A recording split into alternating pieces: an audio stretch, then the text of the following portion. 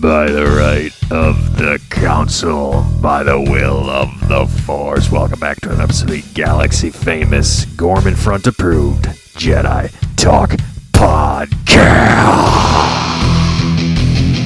Stop.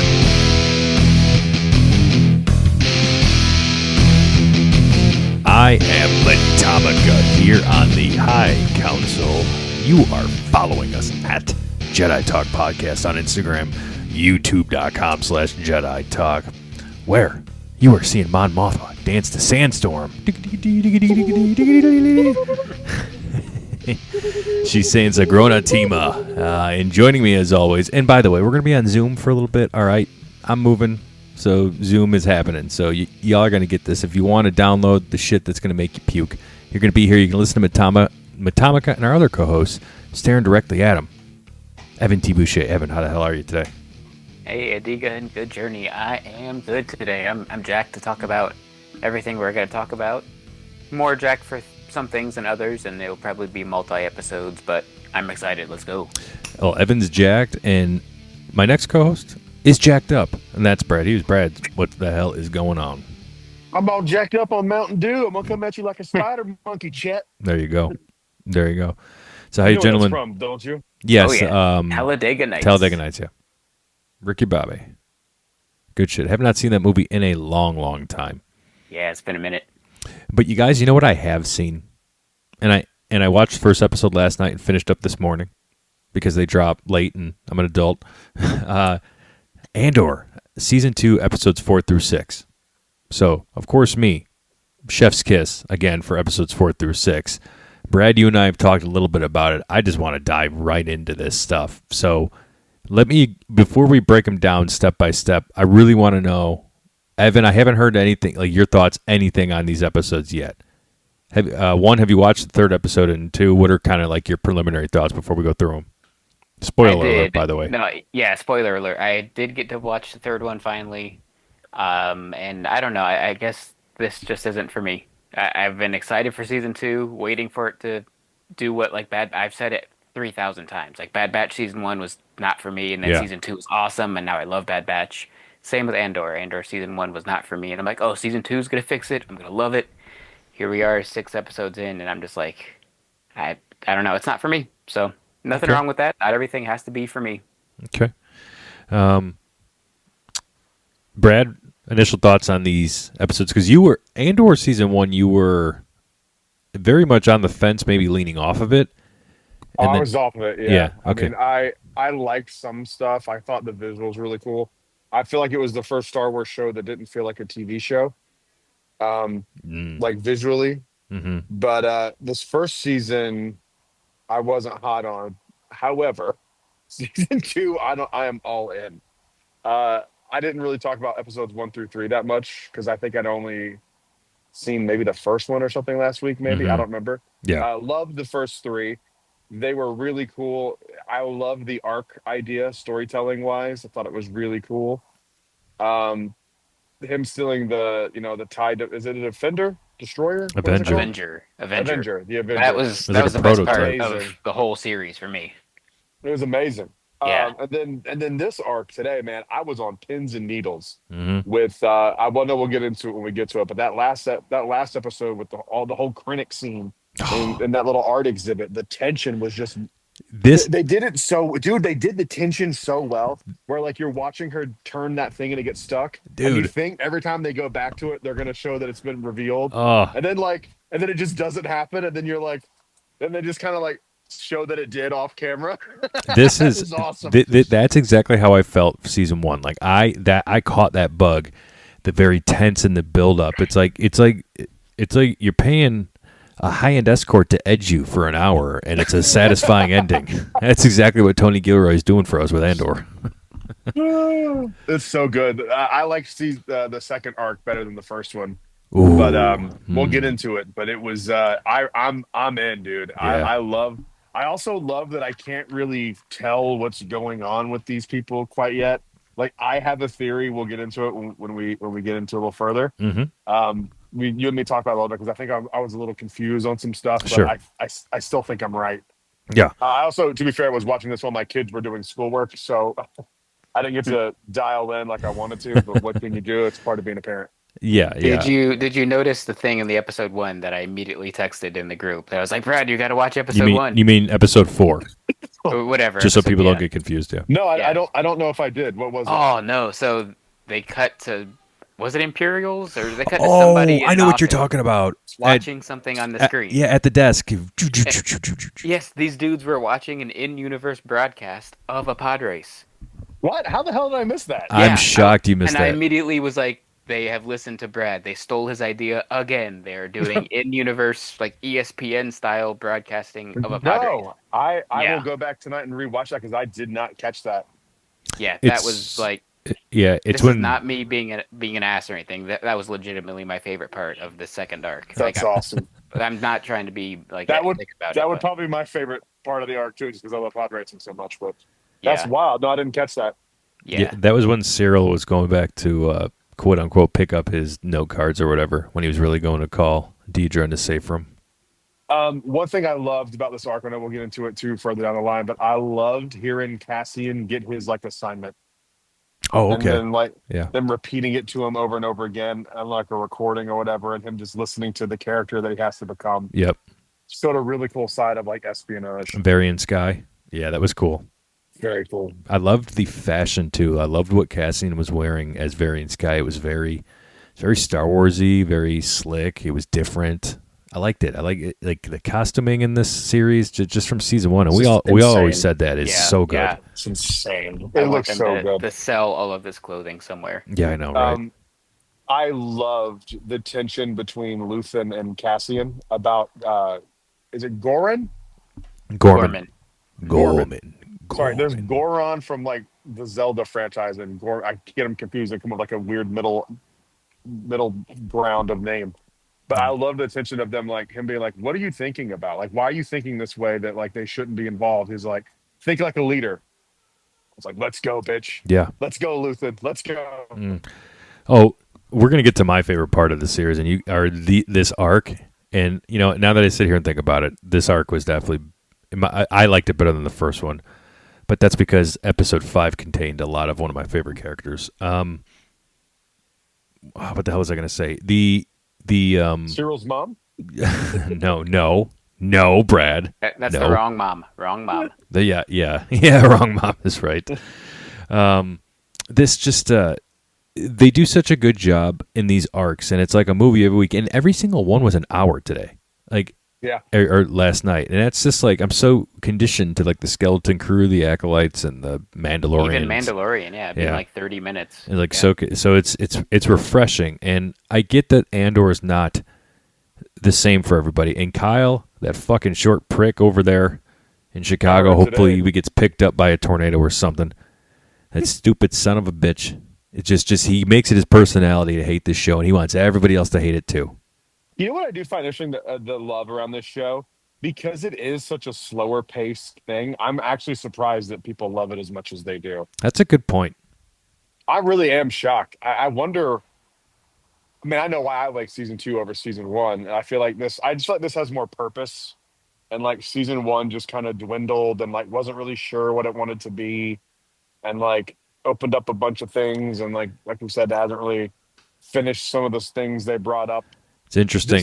This seems way more focused to me, and like satisfying every three episodes. Like not every 3 episodes, like the whole thing's been satisfying, but like it just seems more refined this season for me.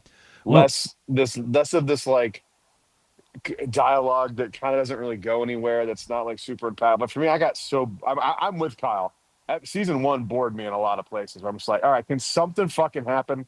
Can something happen? We've been sitting in the woods for the fucking 3 episodes. Can something fucking happen? And this, I don't feel like that with this season. And even going back and rewatching it, we were watching the ones we had a chance to rewatch. I still felt that way. I was like, thank God we're sitting here making jokes about this because I'm bored as fuck. But I don't feel that way about season 2. you know, liking season 1 as much as I have are making certain things in season 2 hit different and hit harder, right? You know, we'll get to it eventually, but there was a character who died, and that was such a big thing to another character, and I'll just jump to it. Cinta, Vel's partner, Vel's girlfriend, wife, got hit by friendly blaster fire in that Gorman front, mission, the one that Cyril was spying on. And it's just like, and you see it on Vel's face. This is Mon's cousin, right? And now she's into it even deeper. And literal bloodshed, her family, who there had been tension there to begin with because the two of them barely saw each other because they're so deep in the rebellion. This is the kind of shit. I know we're going to break down the episodes, but like what I love about Andor the most, and I was thinking about this today when I was watching it, is like we are all human beings, right? And this is the reason why I love Batman's my favorite superhero. Is he's just a human being, right? Yeah, he's got money and sure things are different, but he's on paper he's just a guy. He's just a guy who's fine-tuned his body to be the best he could possibly be and beat the shit out of crappy people, right? What in this Star Wars universe, we're so used to Jedi, we're so used to Sith, lightsabers, Force, things that we can't really necessarily imagine. But when you get a gritty, dark show that you can connect to on a level of things that might be happening outside of your four walls in your room, right? It's like things you can connect to. Like there's a lot of things, man, that Andor shows us. That's like the infighting in the first arc. Like that's our society right now. That's human beings, and I just love seeing Star Wars human beings mattering. Right? It's like seeing them. They're not Jedi. They don't have the Force, and yes, they mattered in the original trilogy. But that's what made the original trilogy special too, right? Like Han, Leia, Lando, and we're getting these regular people, so to speak, making big impacts, right? And just doing things, and they're not special, right? Like Luthen, we got introduced to him in season 1. Now he's fucking badass character. Like Cassian, like all they're doing to build him. Like I remember when they announced this show, I said to myself, I don't care about it, Andor, and now this could end up being my favorite. I just wanted to say that. Yeah. I think. See, I like the Star Wars for the fantasy aspect of it. Like Yes. I like the Jedi, and that's way more interesting to me Sure. than some. Like I get the idea of like connecting to those types of characters, but that's not why I watch Star Wars. If I wanted to watch that shit, I could watch a documentary. I know, but that's why Star Wars isn't all like this. Exactly, and that's why it why isn't. I like. Yeah. That's why I like that there's variety to it, because then you see like this could be somebody's reason to get into Star Wars, and like I'm here for it. I'm not shitting on you by any stretch. Don't think I am. But I just that's just not what I like about Star Wars. No, I get it, and I want to say before Evan, you can go on. I just want to say I prefer the Force and the Jedi stuff over this. Right? If you put a gun to my head, I would take that. But this is that I'm just enjoying it so much because of that plus a bunch of other stuff. Good. I think very this much season so. is just really solid. Like I was not as disliking it as Kyle and Evan were, I think, but I didn't love it. But I'm so in on this. This is like what I'm here for it. It's like all the stuff they set up is being paid off right now. Absolutely. Evan, go ahead. Yeah. No, I think I haven't really been able to really pinpoint and figure out why it's just not for me, but I think you just nailed it. I watch Star Wars for stuff that is not real, escapism, to see this crazy sci-fi fantasy mishmash, that just takes me away and like it's not real. It's escapism. So I think that's why the show isn't for me. And I think, like Brad said, it's not a bad show. You can't sit here and say it's a bad show or it's the worst show. No, but you can say that it's not for you. And now I can pinpoint why I think it's not for me, because I do watch Star Wars for the Jedi and for Kylo Ren and for all this other fantastical stuff. I get it. That's fair. But I want to break down these episodes. There was some good shit in it. There's some good shit in it. Canon shit too. Stuff that we've learned and stuff that I can't wait to see pay off. And they pulled they pulled something from Legends and now made it canon. Oh really? I didn't catch it. Yes. And I think that was in the first episode. So episode 4, Ever Been to Gorman? So we're 3 BBY, right? It's a year later. We're 3 BBY. We're 3 years away from the events of Rogue One, and then initially the blow up of the Death Star. So Luke's probably in that stage of puberty, the real awkward one right now.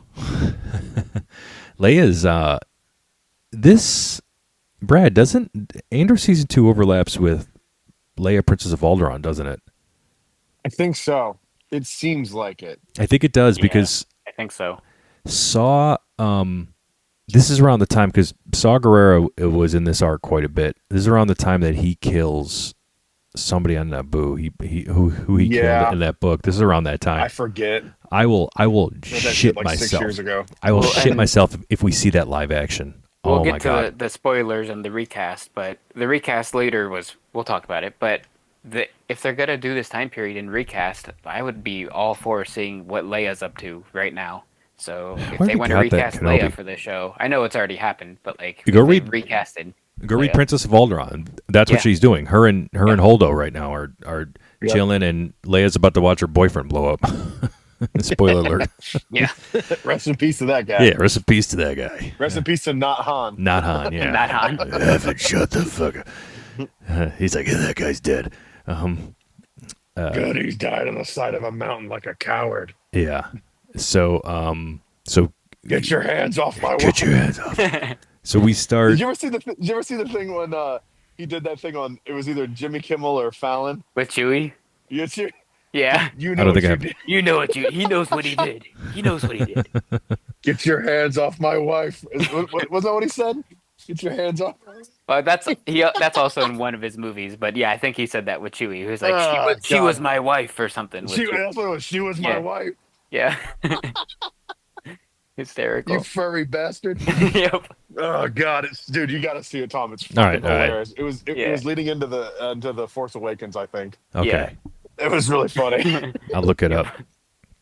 So this episode starts with Bix in bed. And she's kind of like PTSD, and she grabs a blaster, and she sees Dr. Gorse in like her living room. And they're on Coruscant, by the way.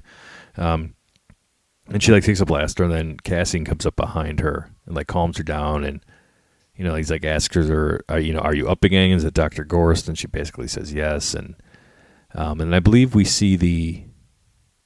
Do we see? Is this when Luthen flashes Andor over early on? I've only watched it once. I have no idea. They Yeah. all bled together for me. Well, that's a nice thing about these 3-episode arcs, right? Like they're all together, and I'd rather just It's kind of one talk about them episode. together. Yeah. Yeah. So It's one episode that the kindness of breaking up. yeah. So Yeah, and at this point, Bix might be a bigger main character than even Cassian is. In yeah. From these Yeah. past two arcs, it's like Yeah. her show. no, that's fine. That's fine. She's been through some shit. Yeah. That ending was fucking. Yes. Look at that. Yeah, and God spoiler damn. for jump into the ending, spoiler, she finally gets some revenge. That was great to see, because we said it last Oh, week. yeah. She's been through the worst stuff of anybody She ever. has. And she finally gets some revenge, which doesn't And I fully am all help, for but- vigilante justice. 100%. Oh, hell yeah. I'm not even kidding. Yeah. Street justice. So Cassian meets with Cassian meets with Andor. Yes, Cassian Andor meets with Luthen, and they talk about Gorman a bit, and then this is when Luthen gives him the alias of Varian Sky. To basically go to Gorman, act like you're like a up and coming fashion designer or wannabe fashion designer or whatever. To go in and just kind of because Luthen told him, it's like, this is going to be a different mission. You're going to collect data. You're not going to kill or blow anybody up.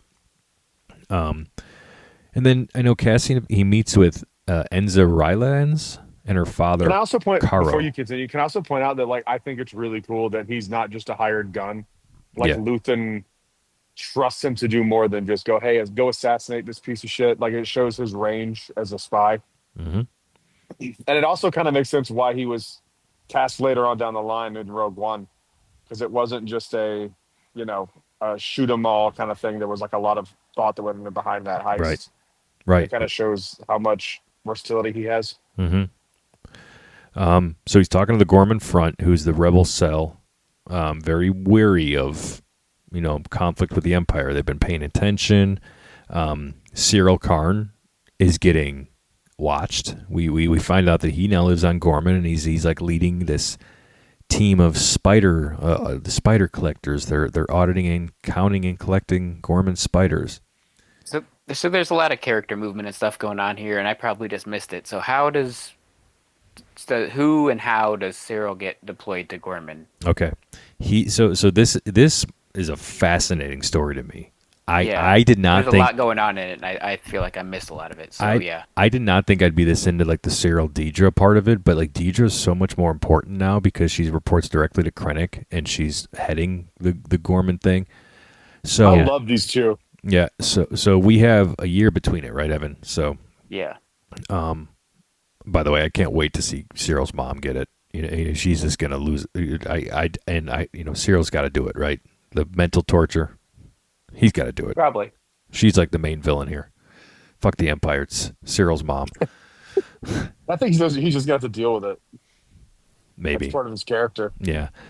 So he's on Gorman. He has a team, but you eventually see him going to the safe room, and then he's contacting Deidre. Like everybody thinks they broke up, right? The mom confirmed it in the call. She's like, "You just got up to Gorman to take this promotion, to count spiders, and you left a girl behind. You left a job behind. This and that." And Cyril's like, "I'm coming up in the world. What are you talking about? And Gorman's no threat to the Empire anyway. There's nothing for them to worry about." So, and you're meant to be like, what the hell is he doing there a year later, right? You're meant to think that, and then when he goes into the safe room and talks to Deidre, you're like, oh, they're in cahoots. She's got him there. He doesn't know specifically. I don't believe he's aware why they're there on Gorman, or Yeah, maybe I missed that. But no, I think because you're right there. Because yeah, later, Perdigas is telling Deidre something about like you got to separate yourself from Cyril. Like he's just on this assignment, and just right, because you're involved doesn't mean that you got to be connected with him. right, So I think he doesn't know the full detail. right. So So he's he's not like working officially for the Empire. He's working under the Bureau of Standards, which is just some like business, I guess, not Imperial strictly.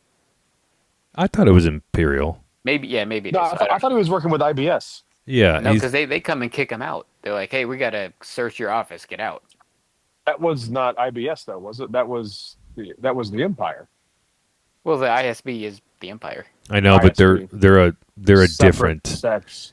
Yeah, they're like different. I'm gonna get into that in a second. Yeah.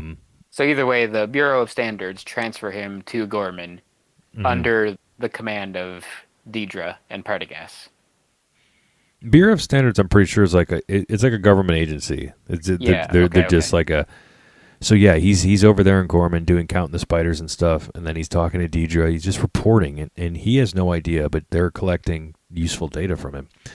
Yeah. So and then eventually, I'm jumping around the episode, but eventually people come in and they just start like tearing the place apart because they're like, we believe there's a listening device in here, and they eventually find one in Cyril's desk.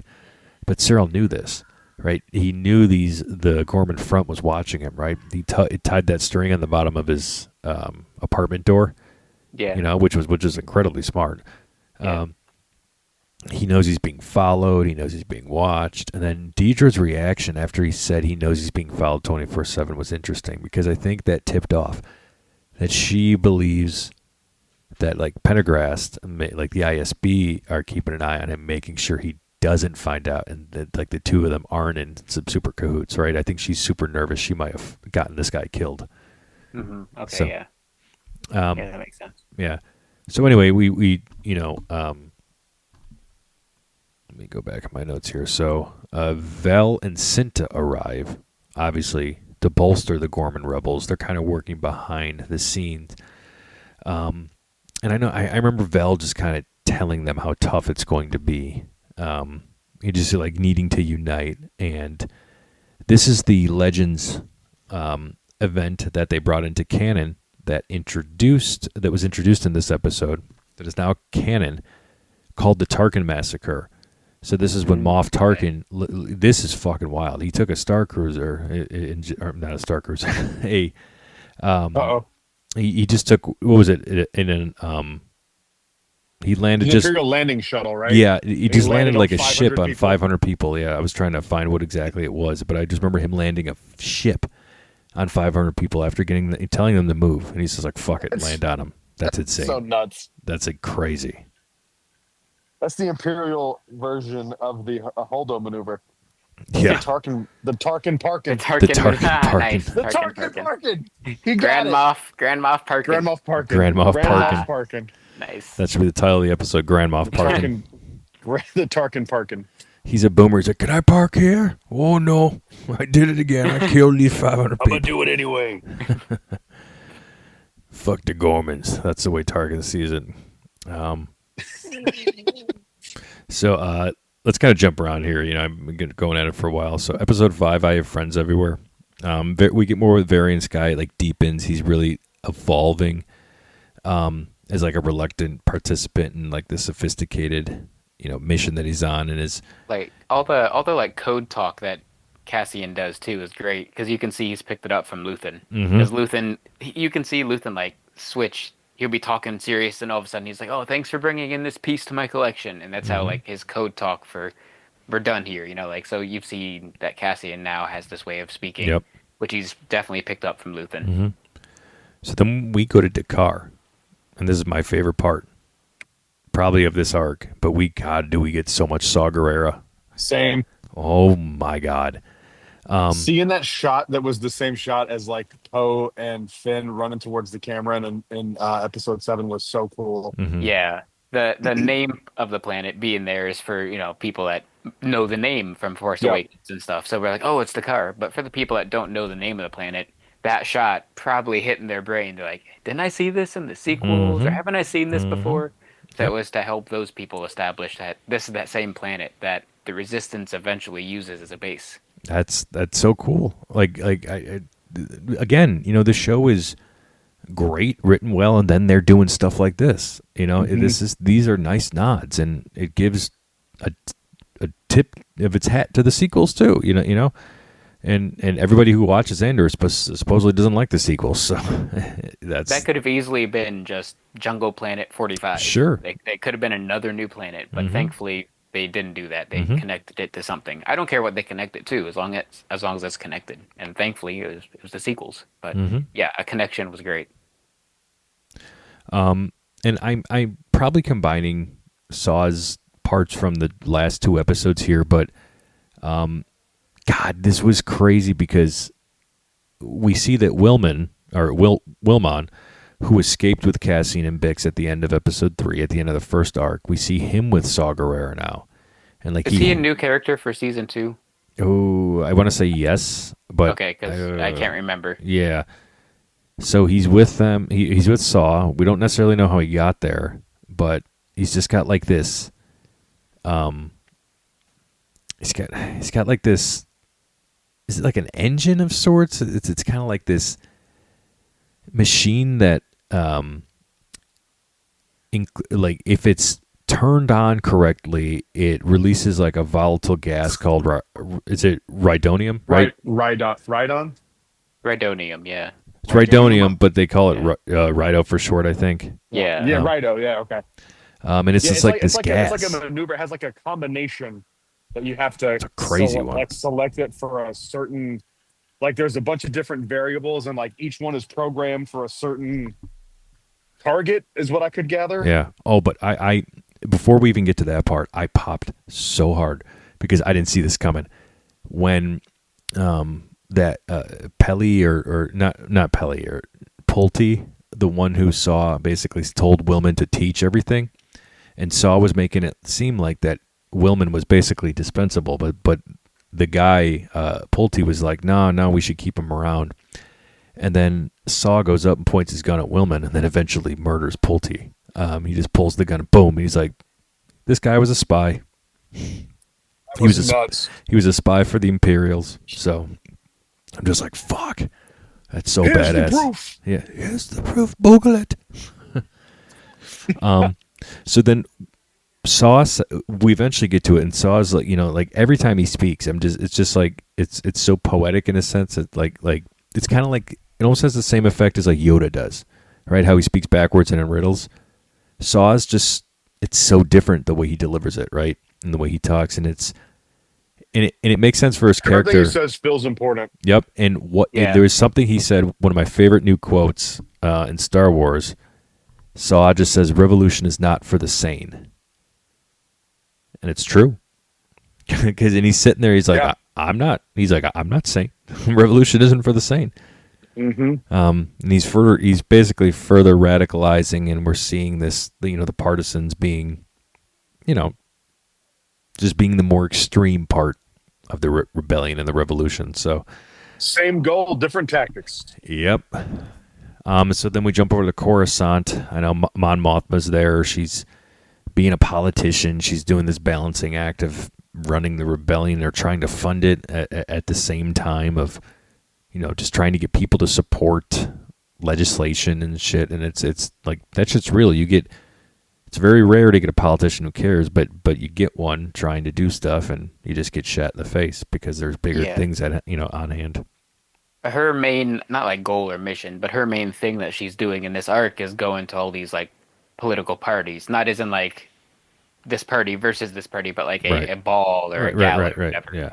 And the thing that kind of I think might have introduced that whole storyline to this arc was, what was it called? Good Morning Coruscant or something too. Like that felt very like, I don't know. It didn't match the feel of Andor to me. It was just like silly, but I'm not saying it like it's Star bad Wars or is shouldn't be silly. canon, but yeah, Star Wars is silly. So that was like, oh, they did match the tone. There we go. I'm like, this doesn't feel like Andor's tone, but it does feel like Star Wars, so it fits.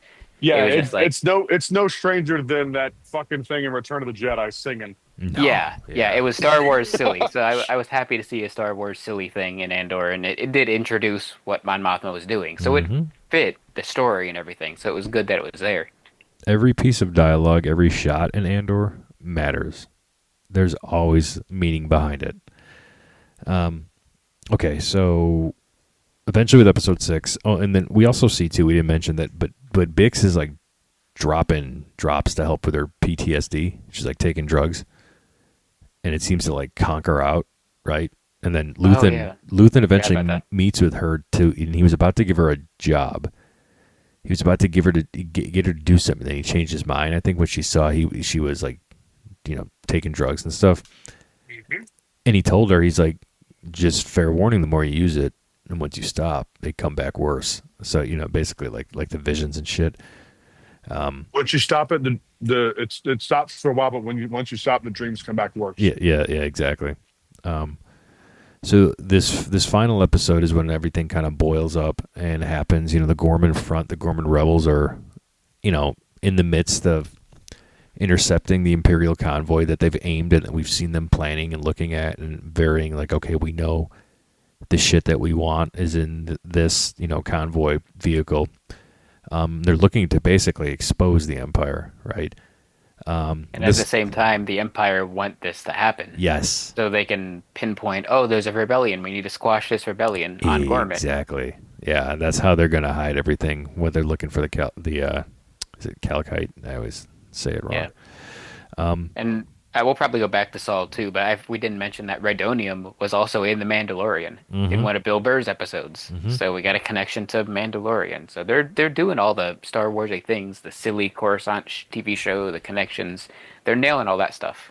And Saw Good morning, Coruscant. Yeah, and Saw's using the Rhydonium as like a drug. Just like a drug. He's like, it's a high from it, and basically like settles his inhibitions. It just like tames his emotions maybe, and it looks like he uses it to just be crazy fucking Saw Gerrera. Yeah, like, where can I buy some? I didn't like this scene. That scene at the end, I didn't love it. It was like a little too try hard for me, where it's like trying to make Saul look even more unhinged. His actions do that. You don't really have to do that with him. Well, and he's very clearly recruiting. You know what I mean? Like, I don't know. I think he was doing it for that kid though, because like his crew wasn't around him. It was just him and that kid. He red pilled him, dude. Yeah, I think he was doing it just for that kid. It wasn't really for. I also think. Well, dude, no, it's for him to have someone on his side. Like if it's altering that kid's personality, like he's definitely doing it for him. True. I think it's a bit of a showcase on how Saw's life was fucked up and he got to this point. And he was saying how he basically was in the jungle just like mining this Rhydonium, right? And he would be exposed to it and everybody else would run away, but he kind of just got hooked. Yeah. I think that's just more of like a look what, and I don't know who did this to him, right? But like look what this life of servitude and this life of you basically just working, being in the jungle and doing stuff for other people. You Yeah. know, that It might have been like the Separatist or that transition yeah, when the Empire took over, because he says it was on Onderon, and we see in the Clone Wars another connection they've that's made true. where he was fighting the Separatists on Onderon. So That's maybe it true. was that transition when the Empire kind of took over and they Hmm. forced him into this work situation. But do you think in like Rogue One that thing he keeps like breathing out of is like pumping him Rhydonium? It Now could that be. we've seen it, Yeah, yeah, I think it could absolutely. be that. Or the Oh shit! Rhydonium I didn't did even that consider to him. that. Oh yeah, that was the first thing I thought of. That was another thing I wanted to say. I think they're setting up how he got to the point he was in Rogue One. Oh yeah, yeah. Was he like becomes Oh, addicted yeah. to this stuff? Because So he's missing what at least one leg in Rogue One, maybe both. yeah, oh yeah, Yeah, he's he's fucked like up in Rogue One. yeah. So I bet we'll see some of that at least. This episode, like the way it ends, is just like okay, Bix shows up, fucking starts torturing Doctor Grost, and then shoots that like other Imperial It's so officer on the good. way out, and Oh, and then you and then can't be in here. yeah, the fuck I can. Then meets back up with Cassian outside, and they blow it up. It's good shit. So was It's a that redemption arc, dude. I loved it so much. yeah? Was that like a mission or whatever, or at least the location of that office and that doctor given to her by I think Luthen? Or I think so. okay, I think that was specifically what Luthen might have given her when he went over there that we just didn't see. yeah, because I was like either I just missed it because there's a lot going on, or it just said like a subtext kind of thing. But I just assumed like Luthen had given her the location of this Yeah, place. and Cassian was pissed that Luthen Or went and Cass. talked to Val or Bix Yeah. when Andor was gone on his the data collecting mission on Gorman. Yeah, Probably because and Cassian he's would have even talked her like out of going to kill him. I bet you. yeah, and he's even like I just saw Luthen 5 minutes ago, and Luthen didn't mention it. They So mentioned like it. yeah, Yeah. Hmm. I wonder if maybe Cassian just knew where the guy was. I mean, he's no slouch. He can figure things out. yeah, it could have been that too. I like Oh, to think it was Luthen. I I think it was too, and it's just probably what they're implying. But we talked a lot about Andor. There's still so much like we could talk about it, but like these. There's so much in the episodes. I mean, we get 3 of them a week, so it's like I feel like I do a disservice Yeah. even if we talked on them for 3 Well, hours. But we didn't. Yeah. We hinted at the recast, but let's talk about that recast. of course, Oh, dude. Okay. Yeah. good Here's the catch. thing. I'm of two minds of this. So if there's more of him in the show, okay, fine, recast him. I think there is. If it was gotta just be. this, there has to be. But all we've seen so far is just this. If Yeah. this was just it, just cut the fucking scene. I know. Yeah, just write him out. Just Yeah. cut the scene out. Like That's why I think just- there's more. there has to be.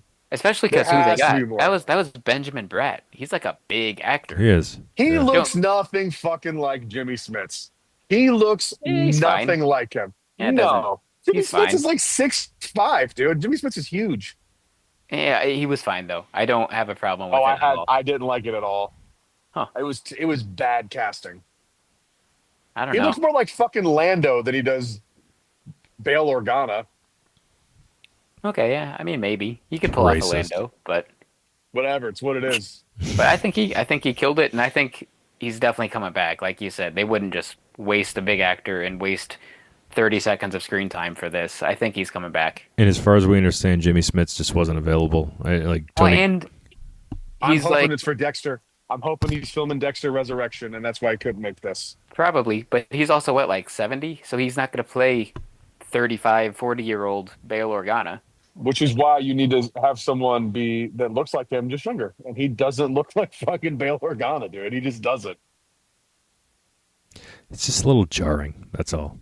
I don't know. It's very He's not his twin or Evan. anything, but he's Evan, fine. Evan. You think he looks like Bail Organa? No, I just said he's not his Okay. twin or anything, but he's fine. Like it's You can look like someone and not be their twin. well, He the does not look like Bail Organa. our celebration Here's episode we talked about Balin Skull. He doesn't look just like the Balin Skull we know, but he's fine. He's way closer than this guy was to Jimmy Smits. He's probably closer, yeah, but like he doesn't look just like him, so it works. Well, I need to see more. Tom had told me ahead of time. He's like, heads up. Yeah. And I'm glad he did because I would have missed that. I'm like, who the fuck was that guy? I mean, that was the They establishing mentioned shot, Drea though. too, which was cool. yeah, Yeah. they mentioned Brea, and he's Yeah. like, Bale. like very obvious, like trying Yeah. to. Hey guys, just so you all know, Right. that's this character. That At was the end of that. the It day, was I just don't like, really give a just so you shit, but know. like, I really don't give a shit. I But mean, like, would you I rather feel him be CGI animated? No. yes, actually, Really? What? blow Oh, some of the budget. wow. I'm kidding. Just for that scene, though? No, you No, got I'm to get an kidding. actor, yeah. Just chat GPT it. That's what Disney's doing. We've Yeah, discovered recently that AI can make certain characters. We won't say what we discovered, but we discovered yeah, something. we discovered something. Yeah. I wonder how far it goes. I need to do some more tests. I ran out of images today. I'm just going to flop the first and the last name of that character. So it was Darkwing. Oh, wait a minute. It's the same letter. Oh Fuck. shit, you did it. Dang, there's double D. Yeah. Double Double D. D's. I mean, I'm always down for AI the double can make D's. some double D's, that's for sure. Oh, whoa. Hey, wait, hey, what? You can make double D's? Hey, man. No, I said AI. Oh, what you generating with AI there, Evan? Do you want to share? Double D's. Jessica and- Rabbit. I'm sure that's out there. I saw her in Tokyo, actually, so hey. That'll be on our bonus episode. You can talk about that. Yeah. Yeah. Yeah. Yeah. All right. Anything else about Andor, guys? I'm loving season 2, and I'm glad Brad is. So Do you like it more than season 1 so far at this point in season 1? 6 episodes in? yes, Okay, me too. yes. Evan, what about you? I like the TIE Avenger stuff more than season 1 and season 2, but I might like season 1 better, I guess. But Really, I'm never I can gonna hear the rewatch any of excitement. it. You are way I more think excited Evan about just season likes- 2 than you were season 1. I think Evan is just is the Leonardo DiCaprio meme. Whenever he sees something he knows, he's like, "Hey, yo." Yeah. No, totally. And I say that most weeks where I do the point. I actually Yeah. say it. So yeah. They But, identified the area they filmed those mountains on Shangri-La. It's in Spain. Ooh. Oh, really? Yeah. Cool. I saw that. So, That's awesome. well, Brad, take us home. That was Andor. I can't wait to Thank talk you more Andor. guys for listening to. Thank you guys for listening to the show. We'll see you guys on the next one. Until then, stay safe. May the force be with you. Always and Tabooey Tay. Rise, Jedi Knight. Fuck you, Cosentino.